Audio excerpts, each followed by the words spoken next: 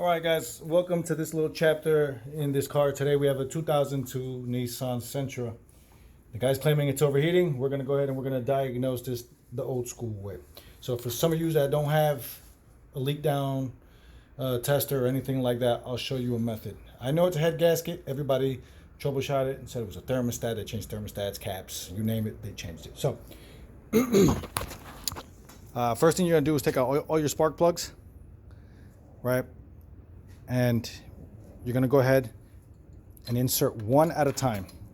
You're going to go ahead and you're going to tighten it up. Now, the reason for that is because you're going to make compression. There's pressure between the block and the head. So you're going to make compression with one cylinder, and you're going to see which one is actually leaking. By you doing that, once you put the spark plug in there, it'll make compression. If there's a leak, the compression is going to come out and you'll see where it's coming from. In my case, I say it's a head gasket. So if I crank it and there's compression leak, it'll come out through the radiator. So I went ahead and I put one spark plug in. I tightened it down. Now I'm going to crank it. Water shoots out. It means that the compression from the cylinder is leaking out of the gasket and it's going into my water chambers. So go ahead and crank it. Nothing. So now, bear with me here. We're going to go ahead and put it on the next cylinder. Just bear with me. All right, guys, so I went ahead real quick and I put the spark plug in cylinder number 2. As you've seen, that there was no compression leak in cylinder 4 because there was no water that shot up or any bubbles. So in this case, now I'm on cylinder 3. So always make sure that you guys tap off the top of this radiator. Make sure that there's always fluid up on the top. Now we're gonna try it again. Go ahead and crank it. Nothing. So that means cylinder 3, the gasket's still good so far. So there's no compression leak on cylinder 3. All right, guys, I'm going to go ahead and I topped it off with some water. Just make sure that it has enough water in here. Don't really care if I spill some. All right, now I feel that the culprit is cylinder 2 and 3, but again, I'm diagnosing a head gasket. I already figured out it was a head gasket, but I'm going to show you how I did it the old school way.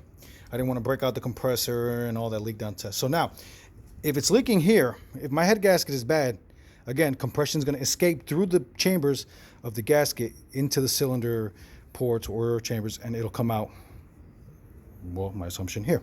So we're going to go ahead and just crank it. Go ahead and crank it. You saw how the water popped up. Go ahead and crank it again. Just keep on going. See it? All right.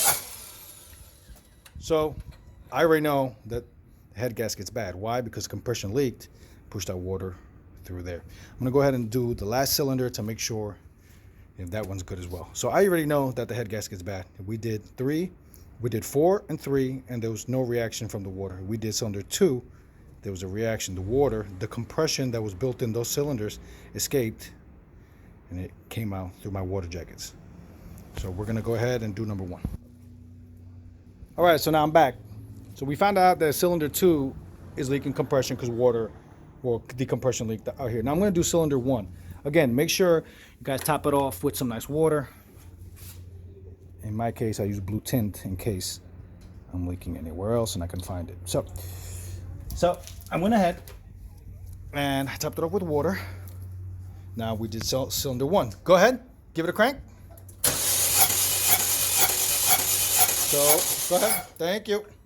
So we see here that the compression leaked. You saw the different reactions that water gave from these individual cylinders. So now my conclusion from that small test, that's for people that don't have no special tools. You don't need no special tools. You don't need compressors. You don't need nothing. This is an old school technique, bringing it back for some people that can use this, all right?